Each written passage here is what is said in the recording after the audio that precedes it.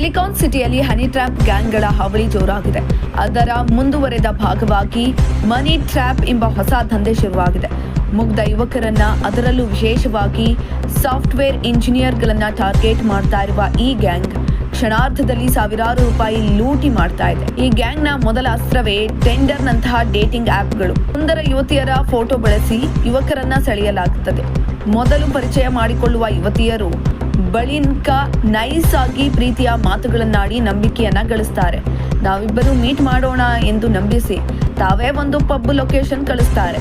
ಯುವಕ ಪಬ್ಗೆ ಬಂದಿದ್ದೇ ತಡ ಆತನ ಜೊತೆ ರೊಮ್ಯಾಂಟಿಕ್ ಆಗಿ ಮಾತನಾಡುತ್ತಾ ಸಾಲು ಸಾಲು ಡ್ರಿಂಕ್ಸ್ ಆರ್ಡರ್ ಮಾಡ್ತಾರೆ.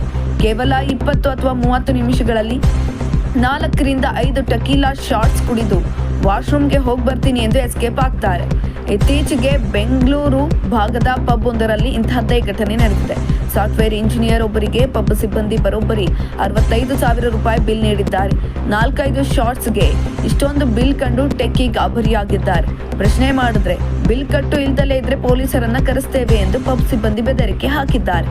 ಮಾನ ಮರ್ಯಾದೆಗೆ ಅಂಜಿ ಆ ಟೆಕ್ಕಿ 65,000 ರೂಪಾಯಿಯನ್ನ ಪಾವತಿಸಿ ಅಲ್ಲಿಂದ ಹೊರಬಂದಿದ್ದಾರೆ. ಅದೇ ರೀತಿ ಉತ್ತರ ಕರ್ನಾಟಕದ ಮೂಲದ ಯುವಕನೊಬ್ಬನು ಟ್ರ್ಯಾಪ್ ಮಾಡಲಾಗಿತ್ತು. ಆತನಿಗೆ 37,000 ರೂಪಾಯಿ ಬಿಲ್ ನೀಡಲಾಗಿತ್ತು. ಆ ಯುವಕ ಹೆದರದೆ ಸ್ಥಳದಲ್ಲೇ ಗಲಾಟೆ ಮಾಡಿ 112 ಕರೆ ಮಾಡಿದ್ದಾನೆ. ಪೊಲೀಸರು ಬಂದು ಇಬ್ಬರನ್ನು ಕೂಡ ಠಾಣೆಗೆ ಕರೆದೊಯ್ದಿದ್ದಾರೆ. ಬೆಳ್ಳಂದೂರು ಪೊಲೀಸರು ಪ್ರಕರಣವನ್ನ ದಾಖಲಿಸಿದ ನಂತರ ಮಾತನಾಡೋಣ ಅಂತ ಕಳಿಸಿರುವುದು ಹಲವು ಅನುಮಾನಗಳಿಗೆ ಎಡೆ ಮಾಡಿಕೊಟ್ಟಿದೆ.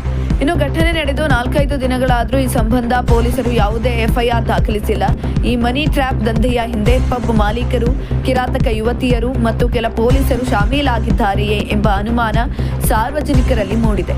ಡೇಟಿಂಗ್ ಆಪ್ಗಳಲ್ಲಿ ಪರಿಚಿತ ಯುವತಿಯರು ಕರೆದ ತಕ್ಷಣ ಅವರು ಹೇಳಿದ ಪಬ್ಗಳಿಗೆ ಹೋಗಬೇಡಿ. ಇಂತಹ ವಂಚಕ ಗ್ಯಾಂಗ್ಗಳ ಬಗ್ಗೆ ಎಚ್ಚರದಿಂದಿರಿ. ಒಂದು ವೇಳೆ ಇಂತಹ ಘಟನೆ ನಡೆದರೆ ತಕ್ಷಣಕ್ಕೆ ಧೈರ್ಯವಾಗಿ ದೂರು ನೀಡಿ.